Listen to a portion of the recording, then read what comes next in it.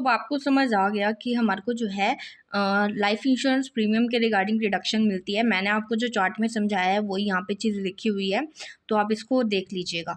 The qualifying amount of any premium or other payment made on insurance policy issued after 1/4/2012 shall not exceed 20% of the actual capital sum assured. Same चीज़ मैंने बताया, अगर आपको policy issue की गई है कब, बिफोर 1/4/2012, तो आपका जो सम एश्योर्ड का 20% है उससे ज़्यादा एक्सीड नहीं कर सकता।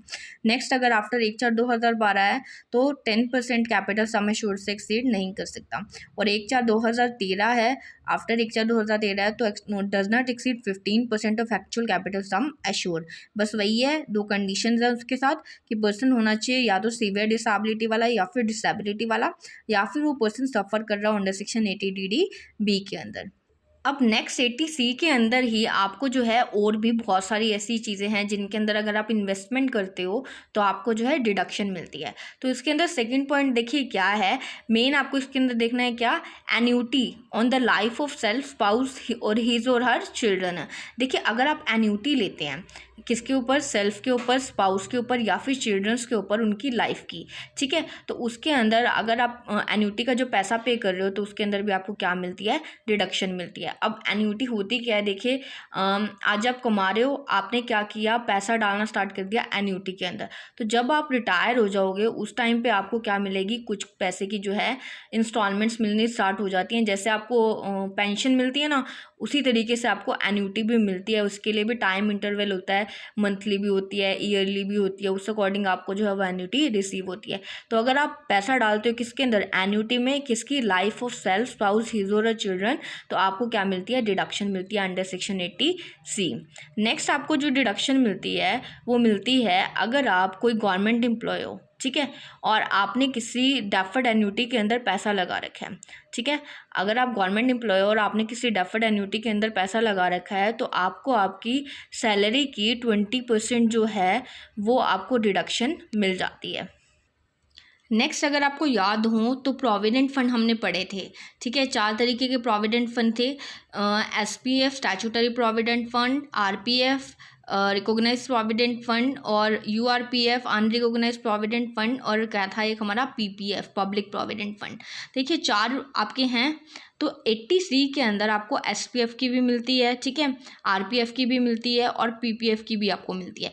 बट एक चीज़ हमेशा याद रखिएगा, URPF की जो आपको है कभी भी डिडक्शन नहीं मिलती है, ठीक है। 4 प्रोविडेंट फंड है, RPF, SPF और URPF और PPF। इसमें से आपको 3 की डिडक्शन मिलती है, बट URPF की डिडक्शन आपको 80C के अंदर नहीं मिलती है, ठीक है। तो अगर आप पैसा किसमें इन्वेस्ट कर रहे हो, SPF के अंदर इन्वेस्ट कर रहे हो, तो आपको जो है मिलेगी क्या, डिडक्शन मिलेगी अंडर सेक्शन 80C, ठीक है। SPF यहाँ पर देखिए नाम नहीं ले रखा, प्रोविडेंट फंड एक्ट 1925 अप्लाइज, जहाँ पे आपको ये दे दिया जाए ना 1925 अप्लाइज प्रोविडेंट फंड एक्ट, तो उसका मतलब होता है SPF। और जहाँ पर आपको बोल दिया जाए act provident fund act 1952 allowed, वहाँ पर आपका जो होता है वो रिकॉग्नाइज प्रोविडेंट फंड होता है, ठीक है। 1925 वाला SPF और 1952 वाला रिकॉग्नाइज प्रोविडेंट फंड, ठीक है। नेक्स्ट आपको क्या बता रखा है, अगर आप पब्लिक प्रोविडेंट फंड के अंदर अपना पैसा लगाते हो तो भी आपको क्या मिलती है, डिडक्शन मिलती है अंडर सेक्शन 80C में। नेक्स्ट आपका क्या है, वही आरपीएफ का एक्ट मैंने आपको बताया 1952। अगर आप RPF के अंदर भी अपना पैसा जो है वो इन्वेस्ट करते हो तो आपको डिडक्शन मिलती है अंडर सेक्शन 80C। नेक्स्ट आपका आता है अप्रूव सुपर एन्यूएशन फंड, ठीक है, तो अगर आप सुपर एन्यूएशन फंड के अंदर अपना पैसा डालते हो तो भी आपको क्या मिलती है, डिडक्शन मिलती है अंडर सेक्शन 80C के अंदर, ठीक है। नेक्स्ट आपका जो पॉइंट आता है वो ये है कि अगर आप किसी गवर्नमेंट की, सेंट्रल गवर्नमेंट की स्कीम है, सेंट्रल गवर्नमेंट की किसी स्कीम में, ठीक है, उसकी कोई सिक्योरिटीज़ है, उसके अंदर अगर आप पैसा लगाते हो तो उस केस के अंदर भी आपको क्या मिलती है, डिडक्शन मिलती है अंडर सेक्शन 80C में, ठीक है। नेक्स्ट आता है subscription to NSC 8 issue and 9 issue. NSC का मतलब क्या है, नेशनल सेविंग सर्टिफिकेट्स। अगर आप नेशनल सेविंग सर्टिफिकेट 8 इशू और 9 इशू के ऊपर अपना जो है पैसा इन्वेस्ट करते हो तो उस केस में भी आपको क्या मिलती है, डिडक्शन मिलती है 80C के अंदर, ठीक है। उसके अलावा अगर आपने यूनिट लिंक्ड इंश्योरेंस प्लान, ठीक है, यूनिट ट्रस्ट ऑफ इंडिया सभी ने सुना होगा, यूनिट ट्रस्ट ऑफ इंडिया का एक यूनिट लिंक्ड इंश्योरेंस प्लान है 1971, अगर उसके अंदर आप पैसा लगाते हो तो भी आपको क्या मिलती है, डिडक्शन मिलती है। नेक्स्ट आपका पॉइंट क्या है, अगर आप ऊपर देखिए यूलिप जो था, यूनिट लिंक्ड इंश्योरेंस प्लान जो था वो यूनिट ट्रस्ट ऑफ इंडिया का था। अब यहाँ पे जो यूनिट लिंक्ड इंश्योरेंस प्लान है वो किसका है, LIC म्यूचुअल फंड्स का। ठीक है, तो इसके अंदर भी अगर आप पैसा लगाते हो तो आपको क्या मिलती है, डिडक्शन मिलती है। ठीक है, नेक्स्ट आपको क्या दे रखा है, annuity plan of LIC of India या फिर कोई other insurer as the central government में नोटिफाई। देखिए, अगर आप LIC के एन्यूटी प्लान के अंदर पैसा लगाते हो, ठीक है, या फिर कोई ऐसा अदर इंश्योरर है जिसने सेंट्रल गवर्नमेंट ने नोटिफाई कर रखा है, उसकी एन्यूटी प्लान में अगर आप पैसा लगाते हो तो आपको जो है डिडक्शन मिलती है 80C के अंदर। ठीक है, उसके अलावा आपको पता है म्यूचुअल फंड्स होते हैं, म्यूचुअल फंड्स की यूनिट्स के अंदर अगर आप पैसा लगाते हो तो उस केस के अंदर भी आपको डिडक्शन मिलती है 80C के अंदर। ठीक है, नेक्स्ट आपका पॉइंट क्या बोलता है, अगर आपने म्यूचुअल फंड के पेंशन फंड्स होते हैं म्यूचुअल फंड के, ठीक है, उसके अंदर अगर आप पैसा लगाते हो तो भी आपको क्या मिलती है, डिडक्शन मिलती है अंडर सेक्शन 80C में। नेक्स्ट आपका जो है, अगर आप नेशनल हाउसिंग बैंक के किसी डिपॉजिट स्कीम, ठीक है, या फिर किसी पेंशन फंड के अंदर पैसा लगाते हो, ठीक है, जो कोई सेंट्रल गवर्नमेंट ने नोटिफाई कर रखी हैं, तो उस केस के अंदर भी आपको डिडक्शन मिलती है अंडर सेक्शन 80C के अंदर। याद रखिएगा, नेशनल हाउसिंग बैंक की या तो कोई डिपॉजिट स्कीम होगी या फिर कोई पेंशन फंड होगा जिसको सेंट्रल गवर्नमेंट ने नोटिफाई कर रखा है, तो उसके अंदर भी आपको क्या मिलती है, आपको डिडक्शन मिलती है। जैसे होम लोन अकाउंट स्कीम जो है वो नोटिफाइड है सेंट्रल गवर्नमेंट के द्वारा, तो अगर उसके अंदर अगर आप पैसा लगाते हो तो आपको डिडक्शन मिलेगी।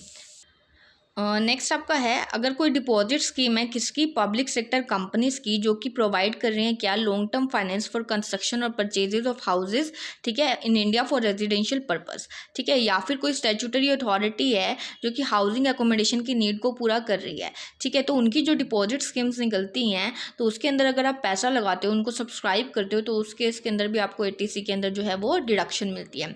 नेक्स्ट आपको आता है ट्यूशन फीस। देखिए, ट्यूशन फीस ये वो वाली ट्यूशन फीस नहीं है जो आप ट्यूशन जाते हो, ठीक है, ये वो ट्यूशन फीस है, अगर आपने देखा हो आपके स्कूल और कॉलेजेस के अंदर जब आप फीस पे करते हो तो उसकी स्लिप के अंदर अलग अलग चीज़ें मेंशन होती हैं कि इस चीज़ के लिए पैसा है, तो उसके अंदर एक ट्यूशन फीस भी होती है, तो वो अगर आप भर रहे हो तो आपको क्या मिलेगी, उसकी डिडक्शन मिलेगी अंडर सेक्शन 80C के अंदर। ठीक है, तो वो जो आप ट्यूशन फी होगी वो किसी यूनिवर्सिटी, कॉलेज, स्कूल की होगी, ठीक है, या फिर किसी अदर एजुकेशनल इंस्टीट्यूशन की होगी जो कि इंडिया के अंदर सिचुएटेड है। अगर वो बाहर है तो आपको डिडक्शन नहीं मिलेगी, अगर इंडिया में सिचुएटेड है तो आपको डिडक्शन मिलेगी। और किस लिए मिलेगी, for the purpose of full time education. देखिए, स्कूल और कॉलेजेस में आपको फुल टाइम एजुकेशन मिलती है ना, तो उसके लिए ही आपको क्या मिलेगी, डिडक्शन मिलेगी ट्यूशन फीस की। और अप टू 2 चिल्ड्रन मिल सकती है, 2 चिल्ड्रन से ज़्यादा नहीं हो सकते, बट इन केस आपके 3 या 4 बच्चे हैं तो उस केस में जिसकी आपको लगता है कि ज़्यादा फीस है, आप उनमें से किसी भी 2 की जो है डिडक्शन ले सकते हो, वो आपके पास ऑप्शन होता है। नेक्स्ट आपका आता है, payment of instalment under self financing scheme or instalment for repayment of a loan is taken from prescribe authority institution for the purpose of purchase or construction of residential house property. अगर आपको याद हो, house property के अंदर, ठीक है, house property के अंदर हम अगर हाउस प्रॉपर्टी में देखते थे तो आपको किस चीज़ की डिडक्शन मिलती थी, वहाँ पे आपको इंटरेस्ट की डिडक्शन मिलती थी जो आप लोन लेते थे। ठीक है, यहाँ पर आपको जो डिडक्शन मिलती है वो प्रिंसिपल रीपेमेंट की डिडक्शन मिलती है। ठीक है, याद रखिएगा, हाउस प्रॉपर्टी के अंदर आपको जो डिडक्शन मिलती थी वो इंटरेस्ट से रिलेटेड डिडक्शन मिलती थी, और यहाँ पे आपको प्रिंसिपल रीपेमेंट से रिलेटेड डिडक्शन मिल रही है। ठीक है, जब आप प्रिंसिपल को रीपे करते हो तो उसके लिए आपको जो पैसा लग रहा है उसकी आप डिडक्शन जो है वो 80C के अंदर ले सकते हो। बस ये होना चाहिए, जो हाउस प्रॉपर्टी की आप डिडक्शन ले रहे हो प्रिंसिपल अमाउंट की, वो टैक्सेबल होना चाहिए under the head house income from house property पे। ठीक है, नेक्स्ट आपका पॉइंट आता है, अगर कोई पब्लिक कंपनी, ठीक है, या फिर कोई पब्लिक फाइनेंशियल इंस्टीट्यूशन कोई इशू निकाल रही है, ठीक है, इक्विटी शेयर्स या डिबेंचर का कोई इशू निकाल रही है, ठीक है, तो उसके अंदर अगर वो अप्रूव्ड है बोर्ड के द्वारा, बोर्ड यहाँ पे हमेशा कौन होगा, जहाँ पे भी बोर्ड वर्ड यूज़ किया जाएगा वो मतलब है CBDT, central board of direct taxes. ठीक है, अगर वो जो आपका शेयर्स और इक्विटी शेयर्स और डिबेंचर का जो इशू निकल रहा है वो अप्रूव्ड होगा बोर्ड के द्वारा, और उन इक्विटी शेयर्स या डिबेंचर के अंदर आप सब्सक्राइब करते हो, उनको खरीदते हो, तो उस केस में भी आपको डिडक्शन मिलेगी अंडर सेक्शन 80C के अंदर। ठीक है, नेक्स्ट आपका पॉइंट है NSC के ऊपर इंटरेस्ट। देखिए, मैंने अभी आपको बताया था, अगर आप NSC 8 इशू और 9th इशू के ऊपर जो है पैसा लगाते हो, इन्वेस्ट करते हो, तो आपको डिडक्शन मिलती है। अब देखिए क्या होता है, जब आप पैसा इन्वेस्ट करते हो तो उसके ऊपर आपको इंटरेस्ट मिलता है, ठीक है। तो आप बोलते हो कि भैया इंटरेस्ट की तो हमारे को कुछ भी बेनिफिट नहीं हो रहा है ना, तो गवर्नमेंट बोलती है देखिए आपको NSE 8th और 9th इशू की तो देखिए अगर आप उनके अंदर पैसा लगा रहे हो तो उसकी तो आपको डिडक्शन मिलेगी ही मिलेगी, बट आपका जो इंटरेस्ट बन रहा है उसकी भी आपको डिडक्शन मिलेगी अंडर सेक्शन 80C के अंदर, ठीक है। तो NSE 8 इशू और 9 इशू के अगर आप इनके इन्वेस्ट करते हो तो भी आपको डिडक्शन मिलेगी, और अगर आपको उनके ऊपर कोई इंटरेस्ट ही हो रहा है तो उसके ऊपर भी आपको डिडक्शन मिलेगी अंडर सेक्शन 80C के अंदर, ठीक है। उसके अलावा अगर आप शेड्यूल्ड बैंक के अंदर जो कि नोटिफाइड बाय है सेंट्रल गवर्नमेंट, उसके अंदर टर्म डिपॉजिट कराते हो 5 ईयर्स का, ठीक है, 5 साल से कम का नहीं होना चाहिए, 5 साल तक होना चाहिए, तो उसके अंदर भी आपको डिडक्शन मिलती है अंडर सेक्शन 80C में। उसके अलावा अगर कोई बॉन्ड इशू किए गए हैं national bank for agriculture and rural development, जिसको सेंट्रल गवर्नमेंट ने नोटिफाई कर रखा है, तो उसके अंदर भी अगर आप सब्सक्रिप्शन करते हो, उनको खरीदते हो, तो फिर आपको डिडक्शन मिलती है अंडर सेक्शन 80C। उसके अलावा पोस्ट ऑफिस होता है, पोस्ट ऑफिस के अंदर भी अगर आप 5 ईयर्स का टाइम डिपॉजिट करवाते हो तो भी आपको डिडक्शन मिलती है अंडर सेक्शन 80C के अंदर। नेक्स्ट आपका क्या आता है, अगर आप सीनियर सिटीजन सेविंग स्कीम के अंदर पैसा लगाते हो 2004 की जो है, तो उसके अंदर भी अगर आप पैसा इन्वेस्ट करते हो तो आपको डिडक्शन मिलती है अंडर सेक्शन 80C में।